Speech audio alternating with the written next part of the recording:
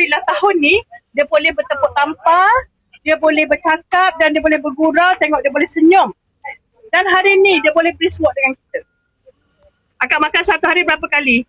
Dua kali. 2 kali. Nampak dah boleh cakap sikit pun tak apa. Dan sebab kita nak nampak progres akak yang sebelum ni, Akak Jahidah memang tak bercakap. Dia senyap je. Dia tak nak senyum pun payah. Tapi sekarang dia dah boleh bergurau. Betul kan? Lepas tu dah banyak akak ikut trip kan? Ikut rombongan. Okey tak? Okey. Kak Jahidah ni dia minor stroke. Okey? Kena stroke. Dan Alhamdulillah, tangan dulu dia tak boleh nak angkat sangat. Tapi sekarang dia dah boleh ada pergerakan. Dulu dia nak berjalan, dia kena pimpin. Dia kena pimpin tapi sekarang dah boleh bangun sendiri tak? Boleh bangun. Nampak?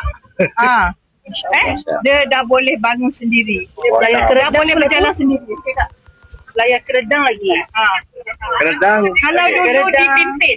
Pinggang Kalau penyok. dulu dipimpin, tapi sekarang dia dah boleh berjalan sendiri. Tanpa. So itulah Kak Jahidah. Walaupun dia tak boleh bercakap words yang panjang, yang banyak, tapi it's okay. Kita dah nampak perubahan yang sangat positif. Dan makin awet muda. Makin glowing. Kulit makin glowing. Sebab tu lagi saling sayang.